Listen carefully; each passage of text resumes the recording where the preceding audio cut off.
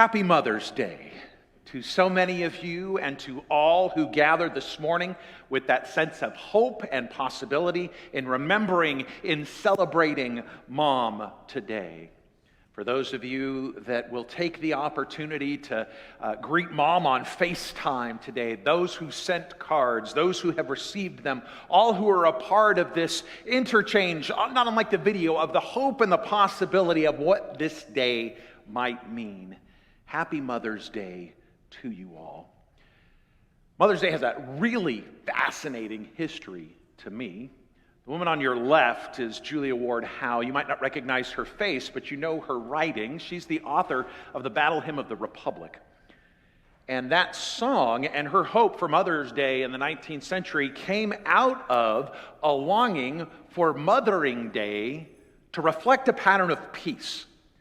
That her prayer was for moms who were burying sons and husbands in light of the war that surrounded them. Imagine a Mother's Day rooted not just in flowers and in FaceTime and cards and in possibility, but in that longing to say there are moms who have become widows, moms who have lost sons, moms who grieve. There has, throughout its history, been a partnership with that idea of the blessing and the goodness of Mother's Day and its struggle. The woman to the right is a woman by the name of Anna Jarvis. She's United Methodist in West Virginia in 1908. She got together the funding and the publicity to get a National Mother's Day declared. Her vision, too, was one to celebrate peace and the nurturing potential that mothers provide to the American society. So much so that by the time it got so much more commercialized, in much the way we celebrate it now, Anna was very disappointed. She wanted to remember the legacy of her own mom in the way that some of you come this day remembering a mother that you have lost, who shaped you deeply for good or for bad. Anna wanted that too. And as it became more about just the platitude and the saying of Happy Mother's Day, it lost some of its authenticity and its power to both Anna and Julia before her. Because it's entirely possible to come to Mother's Day when Mother's Day is easy. I stand before you from a place of privilege. I won the Mother's Day lottery. I have the best moms in my life. My birth mother, Carla Ewell, I've told you her story before. You all know that if you all hate me tomorrow and you never say another prayer for me the rest of my life, I know at least one person is praying for me. Because Carla Ewell always will. Deeply indebted to the legacy of my stepmom, Marilyn Mattick, and the ways that she shaped my story, my legacy, and my integrity. I've been floored by watching Camille as a mom. That for the last 20 plus years, to see how she's not only been mothering our children, but in her drama ministries, and her youth ministries, and her Sunday school ministries, and all the things that she's done throughout the course of her career, she's gathered the children under her wings in love and hope and possibility. I've had it easy. They're all at fingertips length. I can talk to them all today. I can share my love. I haven't blown my chance and opportunity. Mother's Day is easy for me, but there are those for whom Mother's Day is hard. Maybe this is your first Mother's Day without Mom. Maybe it's your first Mother's Day in a while where you've realized, I do miss Mom. Maybe you have a past that is one of strain and one of strife, one of struggle and deep division. Maybe you can point to the day, point to the fight where things went so askew that that relationship was fractured. Maybe you've lost something to physical distance, the time to change. Maybe you, like some of the women from my past I've known in churches who simply refuse to come to church on Mother's Day because mothering is such a deep pain for them because of their physical struggles to conceive, that it just seemed not to be something that was possible for them. Maybe you're here on Mother's Day and it's not easy or perfect, but it feels right because you are a mother of choice to someone, a mother of adoption, or serving that role for another. Mother's Day is a complicated day. And in Camille's prayer, in the video we shared, and in this moment, we're going to name those women who fill that role for us. That mothering that our worship leader mentioned. That it's not always a function of genetics, but sometimes it can be a pattern of life or spirituality.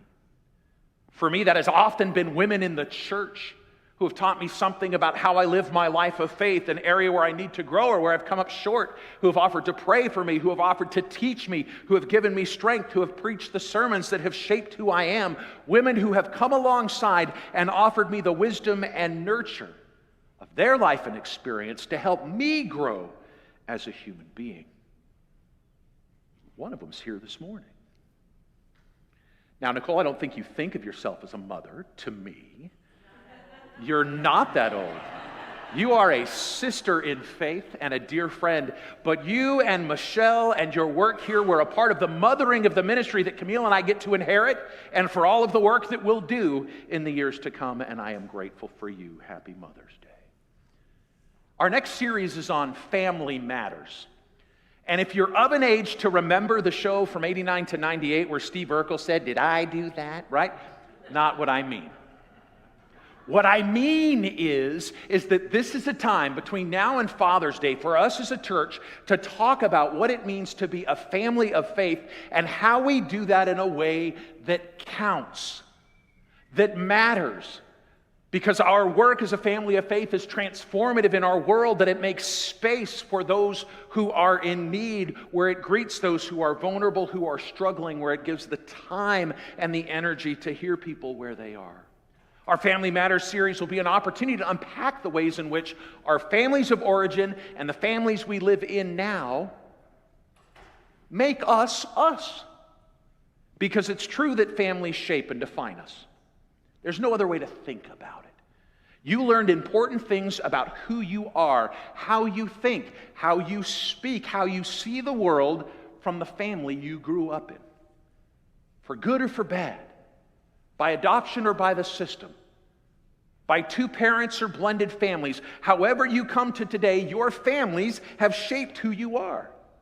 You've inherited from your biological parents generational issues, be they of body and health, a proclivity for mental health issues, as we talked about earlier, or maybe trauma and struggle, broken patterns of seeing how we treat each other in the world. They're all a part of how we inherit things, but we also are shaped and defined by our families in the ways in which we celebrate things, those things that we enjoy, those places we like to see, those spots we call home, because it's where we were reared, it's where we grew up, it's where we feel some sense of rootedness. Families shape and define us, because they teach us something about our priorities and our values.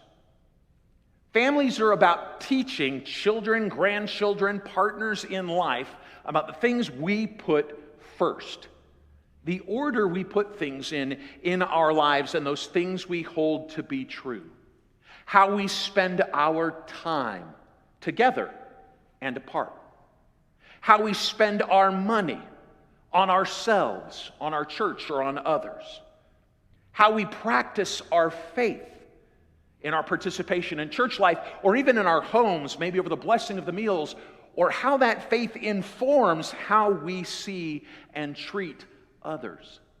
How we prioritize things and how we value things is shaped by our families, and we are sowing those into the families that we currently shepherd ourselves. And it's important to realize that families matter and count. As I have two children, 17 and 20, and my kids have heard me say again and again that there are things that I expect of them, things I long for them to be. Not because they're double pastors' kids, not double PKs. Not because they're both grandfathers are pastors. Not because they're Christians and baptized. Not because of anything else. There are times in life where I say family matters, and there are things that you do or simply do not do because you are a Mattick. And Matticks care for people. We're generous. We're kind. We include the stranger and the outcast. And to not do that violates what matters to us as a family. Because families reinforce and teach patterns. They teach a sense of morality, those things that we believe are just and right and true. It's why the family of faith in the church works as such a great metaphor for our understanding of our community together, because we're enforcing those things that we hold to be just and right and true, how we welcome others, how we encourage one another, how we forgive one another, how we practice grace. Those are patterns in life and moral issues that are reinforced in the family and hopefully taught in the church. Your family pattern of how you grew up taught you something about how spouses and partners are to be treated, how children, nieces, nephews, or your own are meant to be treated, how older generations are meant to be respected or not, how to treat your neighbors, your classmates, and probably most importantly, how it is you treat the stranger, those who are different by race, class, creed, confession, and identity.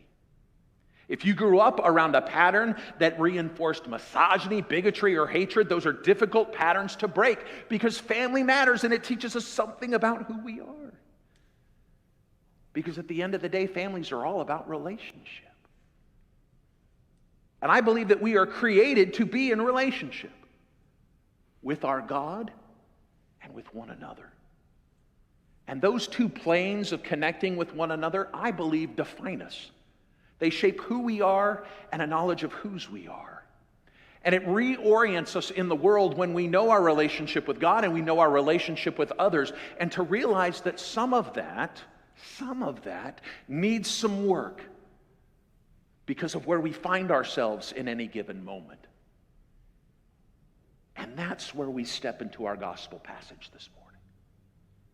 What happens when we feel like our orientation with the world is such that we don't recognize ourselves anymore? How do we get back on track? How do we rebuild this sense of responsibility and a connection either with our own family or with the family of faith? And so I want to share a resurrection story about the Apostle Peter. Jesus has invited them to have breakfast on the shore side, to eat some fish which they have caught in abundance. And it reads in this way. When they'd finished eating, Jesus said to Simon Peter, "Simon, son of John, do you love me more than these?" Quick pause button. Picture what you want in this story. Is it a Jesus who points to breakfast and food that Peter needs to love more than? Is it a sweeping gesture of these other disciples who all claim to love Jesus and have gathered around this fireside? What kind of test is Jesus making here? Simon, son of John, do you love me more than these? Unpause. Yes, Lord, you know that I love you. Jesus said, feed my lambs. Again, Jesus said, Simon, son of John, do you love me? And Peter answered, yes, Lord, you know that I love you. And Jesus said, take care of my sheep, tend my sheep. A third time, Jesus said to him, Simon, son of John, do you love me? And Peter was hurt because Jesus had asked him a third time, do you love me? And Peter responded, Lord, you know all things. Surely you know that I love you. Jesus said, feed my sheep. Very truly, I tell you, when you were younger, you dressed yourself and went where you wanted. But when you are old, you'll stretch out your hands and someone will dress you and lead you where you do not want to go. Jesus said this to indicate the kind of death by which Peter would glorify God. And then this moment. And then Jesus said to Peter, follow me. Follow me. The word of God for the people of God. Thanks be to God. Easter is a season of resurrection, yes, but it's also a season of restoration. For all the ways in which the founders of Mother's Day wanted to honor mothers that they had lost or patterns of broken lives, it can be an opportunity for us to remember that this is a time about bringing together and putting the pieces back together. Peter's struggle and Peter's story is that he has denied Jesus in the crucifixion. He turned his back on Jesus with three questions. Surely you're a Galilean. Surely I saw you with him. Surely you follow him. And three times over before the rooster crows, Peter says, I don't know him. And it becomes a moment of heartbreak where Jesus turns and looks to Peter, and Peter realizes what he'd done. He breaks down into tears, and there is such a sense of tension, of brokenness and loss in that one human soul. Have I blown it? How did he know I would? And yet there is this beachside story where Jesus will ask Peter 3 times, in the way that he was asked 3 times to deny, about his pattern of love. Do you love me? Yes, Lord, I love you. Feed my sheep. Do you love me? Yes, Lord, I know you. Tend my flock. Do you love me? Lord, you know all things. I sure hope you know I love you. Then feed my sheep. He is offered an opportunity to come back, to have grace fill his life again, to know that his denial was not his final answer and the broken patterns were not who he needed to be. And the great thing I love about this story is that Peter is given a new role in this forgiveness. Jesus says, "Follow me. Tend my sheep." His role is going to shift. His new identity is going to go from being the rock and this kind of thick-headed, stubborn, upon my shoulders you will build the church, and to grow into a new dynamic of nurturing the birth of the early church and helping them to know the fullness of the kingdom of God. His new identity is found because Jesus will greet him with grace and mystery that despite his struggles, despite the way he's blown up, he offers finally and again, a hope to follow. Finally, because there are times in our lives where even though we've heard it again and again, finally this is the time where we need to hear, follow me, trust me, love me, and I will make you feed my sheep and tend my flocks. And again, because Peter's heard this call before, multiple times, to trust, obey, and to follow. And so finally, again, he's invited into a new role and an identity. He goes from just preacher and learner to be a shepherd and a feeder. So church, I want to talk to you on Mother's Day about being the family of faith. That this is a place where we have the opportunity, yes, to reinforce healthy patterns. We get to be able to say to those places where we feel and we see like God is doing the right and good thing in our families and in our lives, to give it a yes and a blessing. But it is not a place where we reinforce patterns that are unhealthy because we gloss over them and simply refuse to address them. We're called to reinforce that work that God has for us, to be a kingdom of peace, to be bridge makers, to be faithful welcomers, to greet people in the midst of their faith journey, their faith story, or even their faith struggle and their faith despair. Because in the same way that families create patterns, the church as a family that matters has the opportunity to create and reinforce new healthy patterns in people. That's what forgiveness is. That we have the chance to say, yes, your family of origin has been broken. Yes, your family experience has been hurtful. Yes, the choices of your journey, your addiction, your patterns of life have been less than fruitful, but here is a new way, and I will walk with you down that path. That's when the family of faith matters. It's when we turn our focus away from being consumers of what God has in store for us in our lives, and to realize that we are called to be feeders and tenders of the flock. God's got a new role for you and for me, my brothers and sisters. So what do we do on Mother's Day? Well, when we cling to a vision for what motherhood can be, in the power of its nurture, its comfort, its care, its ability to bind up wounds, to encourage, to sing songs of hope back and forth across the generations as we saw here today. That's the potential of motherhood. And it is the potential of the life of faith and the family of Christ that is made real here. Keep coming back, because this is the family of God, where we have the opportunity to lift our eyes to see a new way of doing things, where no one is alone, where we are all showered in God's grace and mercy, where we will know forgiveness and know love, that we can be a people who forgive and show love to the world.